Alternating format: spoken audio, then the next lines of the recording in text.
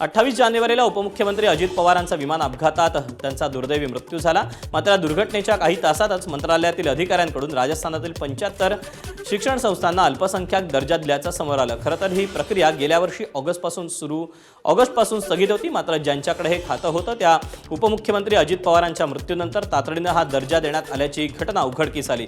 राज्यात शासकीय दुखवटा जाहीर केलेला असताना मंत्रालयातून गुपचूपपणे अल्पसंख्याक दर्जा दिला जात होता। धक्कादायक म्हणजे यातील पहिलं प्रमाणपत्र अजितदादांच्या अपघाताच्या दिवशी 28 जानेवारीला दुपारी 3:09 दिलं गेलं।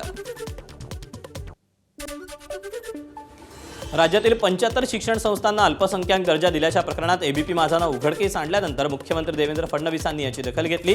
तातडीनं कार्यवाही करत या निर्णयाला स्थगिती दिली। या प्रकरणाची चौकशी करून दोषी अधिकाऱ्यांवर कारवाई करा असे आदेश मुख्यमंत्र्यांनी दिल्याची माहिती आहे। राज्याचे अल्पसंख्याक आयोगाचे अध्यक्ष प्यारे खान यांनी या प्रकरणात दोषी असणाऱ्यांवर कारवाई करण्याची मागणी केली। तर या प्रकरणात पैशांची देवाणघेवाण झाल्याचा आरोप युवक काँग्रेसचे सरचिटणीस अक्षय जैन यांनी केला।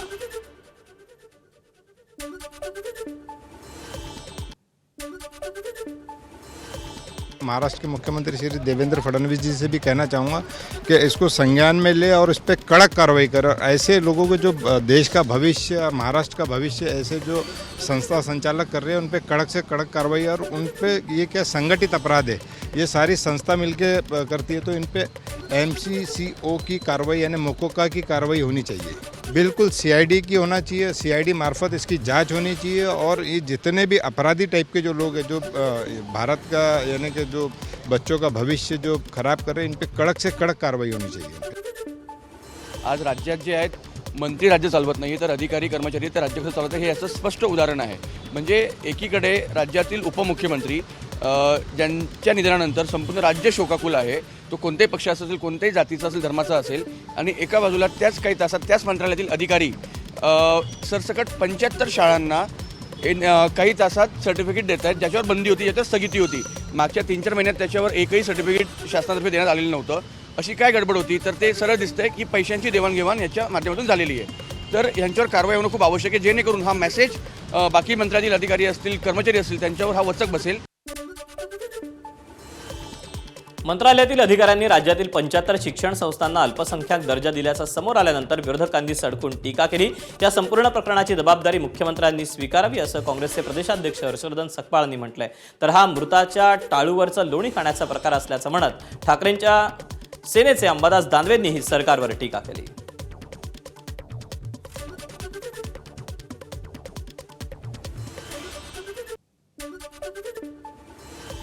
राज्याचे उपमुख्यमंत्री अजित पवारांच्या विमान अपघात प्रकरणात महत्त्वाची घडामोड समोर येते। अपघातग्रस्त विमानातील ब्लॅक बॉक्स अर्धवट जळालेल्या अवस्थेत सापडल्यानं त्यातील डेटा रिकव्हरीसाठी तो विदेशात पाठवावा लागण्याची शक्यता व्यक्त केली जाते।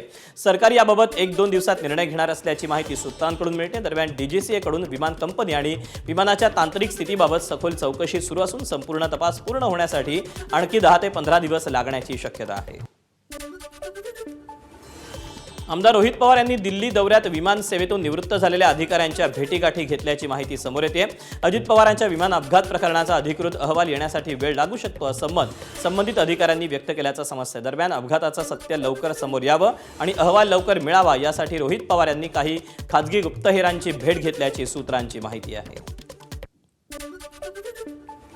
जम्मू काश्मीरमधील पहलगाममध्ये पर्यटकांवर भ्याड दहशतवादी हल्ला करण्यात आला, त्यामुळे संपूर्ण देश हादरला होता।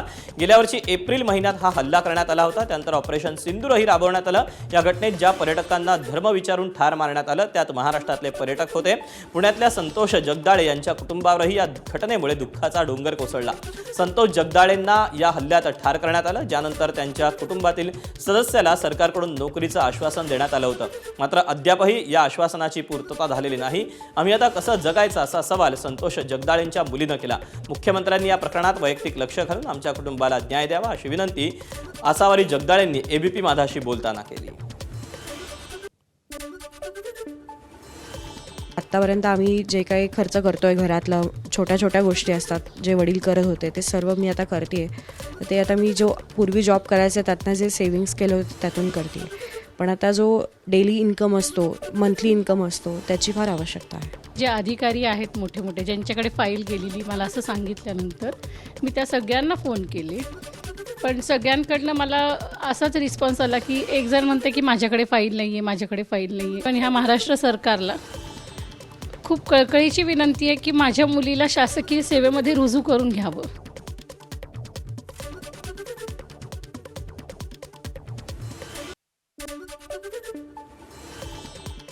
दरम्यान या प्रकरणी मुख्यमंत्री देवेंद्र फडणवीसांची चर्चा करणार असल्याचं खासदार मेधा कुलकर्णींनी सांगितलं. या प्रकरणी मेधा कुलकर्णींनी केंद्रीय मंत्री अमित शहांची भेट घेतली. मात्र हा विषय राज्य सरकारच्या अखत्यारीत येत असल्याचं शहांनी स्पष्ट केलं, अशी माहिती मेधा कुलकर्णींनी दिली. त्यांनी चौकशी केली, आसावरी काय शिकली आहे याची चौकशी केली.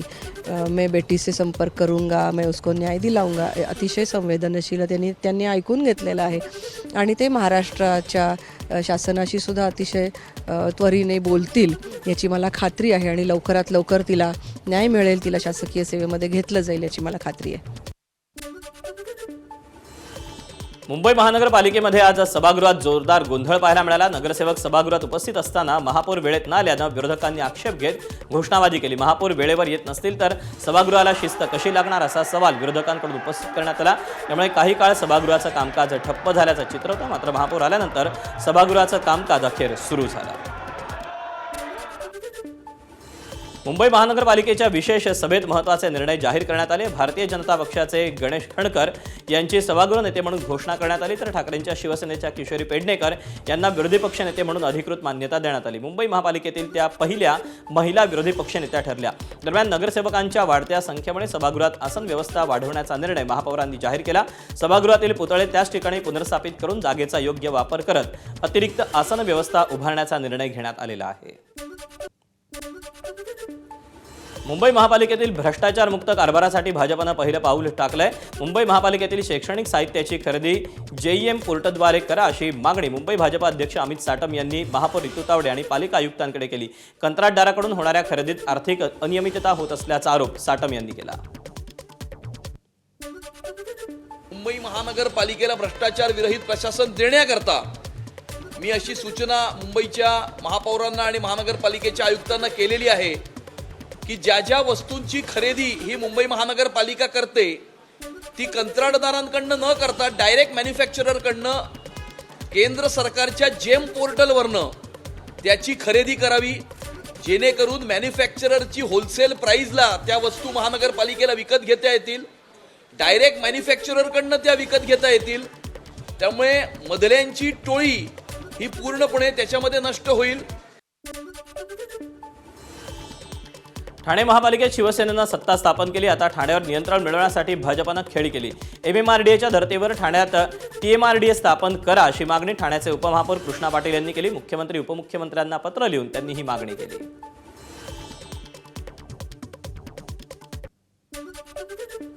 असं वाटतं की ठाण्यामध्ये जर ही विकास सुधारणा कमिटी आली आणि त्याच्यावरती नगरसेवक सध्या त्याच्यावर अपॉइंटमेंट केले गेले मुंबईच्या धर्तीवर, तर तिथे एक प्रकारे प्रशासक आणि लोकांनी निवडून दिलेली नगर ट्रस्टी लोक म्हणा किंवा नगरसेवक ह्यांचा आणि त्या प्रत्येक प्रोजेक्टवरती कंट्रोल राहील. आणि त्या कंट्रोलनुसार उद्या भविष्यात आरक्षित भूखंड असतील किंवा 25% महापालिकेला जे ते देणं लागतं, मग त्याच्यावर मैदानं तयार करता येतील, एखादी क्रीडा संकुलं तयार करता येतील किंवा हॉस्पिटल्स असतील, तर ह्याच्यावरती कुठेतरी महापालिकेच्या नगरसेवकाचा कंट्रोल राहील. भिवंडीचे माजी महापौर विलास पाटलांना महापौर आणि उपमहापौर पदाचा अर्ज भरण्यासाठी भिवंडी न्यायालयानं अटी शर्तींसह परवानगी दिल्यानंतर पोलीस बंदोबस्तात त्यांनी उमेदवारी अर्ज दाखल केला. माजी महापौर विलास पाटील यांना आर्थिक गुन्हे शाखेनं जमीन व्यवहार फसवणुकीच्या प्रकरणी अटक केली. तसंच त्यांना न्यायालयानं 18 फेब्रुवारीपर्यंत पोलीस कोठडी सुनावली आहे.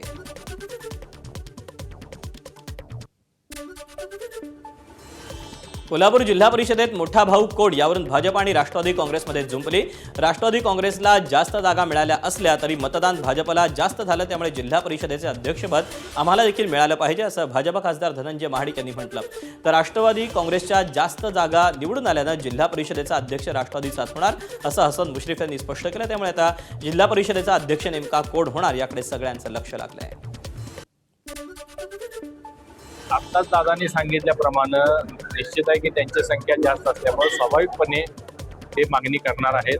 परंतु आमची मागणी असणार आहे महायुती म्हणून जर आपण एकत्रित सत्तेत बसणार असोत तर मग आम्हालाही अध्यक्षपद मिळालं पाहिजे, काही कमिट्या मिळाल्या पाहिजेत, ही आमची भावना असणार आहे. धाराशिव जिल्हा परिषदेत सत्ता स्थापनेच्या हालचालींना वेग आला. पारंड्यासह उमरग्यातील 2 अपक्ष जिल्हा परिषद सदस्य भाजप आमदार राणा जगजितसिंग पाटील यांच्या गोटात आलेत. तर सलीवर गेलेल्या भाजप उमेदवारांचा कोकणातील मुक्काम कर्नाटकात हलवलाय. भाजप उमेदवारासोबत 2 अपक्ष उमेदवार आहेत. परंड्याच्या लोणी गटातून निवडून आलेल्या अपक्ष उमेदवार राणी रेवणनाथ ढोरे, उमरग्यातील तुरोरी गटाच्या अर्चना युवराज जाधव आणि अलूर गटाचे अप्पासाहेब मल्लीनाथ पाटील हे 3 अपक्ष उमेदवार भाजप आमदार राणा जगजितसिंग पाटील यांच्या गोटात दाखल झाल्याची माहिती आहे.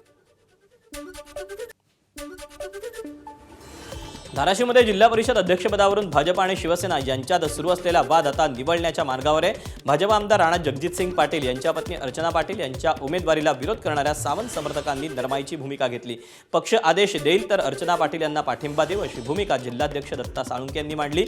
मात्र आमदार तानाजी सावंत यांची बदनामी थांबवावी, अन्यथा जसास तसं उत्तर देऊ असा इशारा देण्यात आला. त्यामुळे धाराशिव जिल्हा परिषद अध्यक्षपदासाठी अर्चना पाटील यांचा मार्ग आता मोकळा झाल्याचं चित्र आहे. नाशिक महापालिकेत स्थायी समिती सदस्यांची बिनविरोध निवड करण्यात आली. गटनेत्यांनी दिलेल्या नावांची महापौरांनी महासभेत घोषणा केली. भाजपचे 9, शिवसेनेचे 4, ठाकरेंच्या शिवसेनेचे 2 सदस्य स्थायी समितीत आहेत. अपक्ष मुकेश शहाणेंना अजित पवारांच्या राष्ट्रवादीतून संधी मिळाली, तर मनसेच्या मयुरी पवार शिंदेकडून स्थायी समितीवर आल्यात. स्थायी समिती सभापती पदासाठी आता भाजपमध्ये स्पर्धा सुरू झाली. उपमहापौर पदाची संधी ऐनवेळी गमावलेले मच्छिंद्र सानप, महापौर पदाच्या स्पर्धेत असणाऱ्या दीपाली कुलकर्णी, माधुरी बोलकर यांच्यात स्थायी समिती सभापती पदासाठी स्पर्धा सुरू झाली आहे.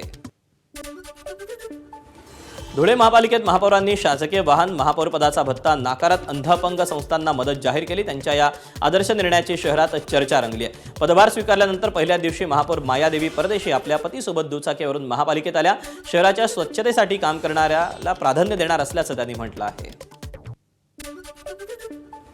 अकोला महापालिकेच्या पहिल्याच सर्वसाधारण सभेत मोठा गोंधळ झाला. महापालिकेच्या स्वच्छतेच्या कंत्राटावरून उडालेल्या गोंधळावर उत्तर कोणी द्यायचं यावरून दोन्ही बाजूचे सदस्य एकमेकांसमोर आले. प्रशासनानं उत्तर देण्याऐवजी भाजपचे नगरसेवक उत्तर देत असल्याच्या गोष्टीवर विरोधी सदस्यांनी आक्षेप घेतला.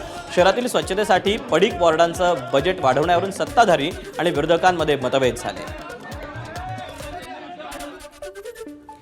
कोल्हापूर महानगरपालिकेवर पहिल्यांदाच विराजमान झालेल्या भाजपच्या महापौरांची थाटात सभागृहात एंट्री झाली. भाजपच्या रुपाराणी निकम यांनी आज कार्यभार स्वीकारला. यावेळी पालकमंत्री चंद्रकांत पाटील यांची उपस्थिती होती.